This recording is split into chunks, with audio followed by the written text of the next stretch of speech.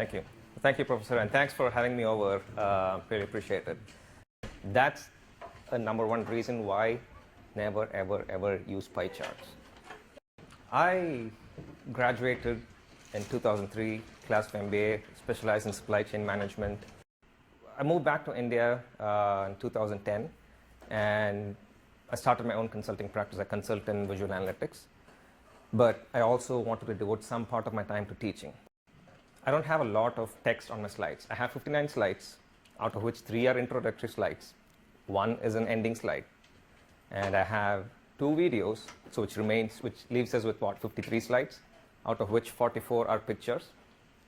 So which leaves what, 9 slides with words and text. And out of these 9 slides, I have just 7 which are repeating over and over again. So you just have to deal with 2 slides of text. Okay. So this is one of them. Even if I talk to my clients about visual analytics, most of them have no clue what it is about. Most of them think it's pretty graphs, snazzy graphics, graphical design and all that. But there's a specific science behind how you go about analyzing data, how you go about making sense out of all the data. So I have a 7-step process that I both practice as well as teach. So what are some of the principles of designing a dashboard? We'll go over that a little bit as well. This is one of the most underutilized parts of visualization. What do you do when you get a data set? How do you make sense out of it? How do you visualize? How do you quickly come up with insights? That's what this means, explore a data set visually. And then how do you make sense of large data sets? There are specific techniques. I'm going to show you a few examples of how to create information views or how to read lot of information views using special graphs designed to do that. Last but not the least, transform a compelling dashboard into an addictive storyboard. So once you eliminate your clutter, the next step is to kind of choose a chart type. Okay, there's so many options available to you. Choosing chart types is not an art. It's not like, okay, today I'm in the mood for creating a 3D chart. Tomorrow I'm in the mood for creating a pie chart. It doesn't work that way. There's a very specific science behind choosing a chart type. People remember stories and not statistics and facts, okay, and not numbers. So here's an example of a storyboard that I typically give my students. And, have you all heard of RFM analysis?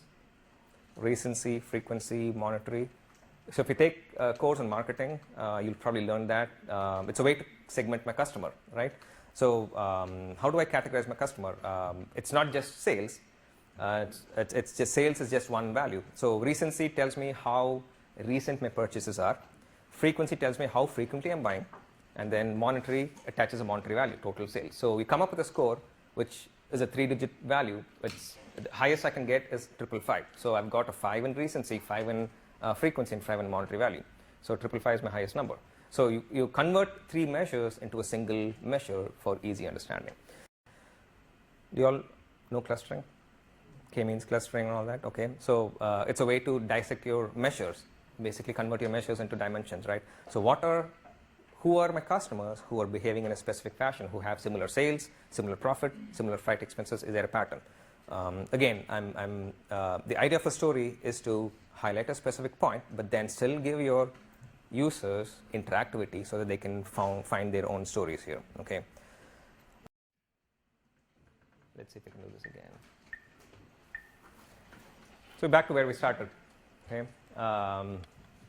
Visualization is not just about pretty charts.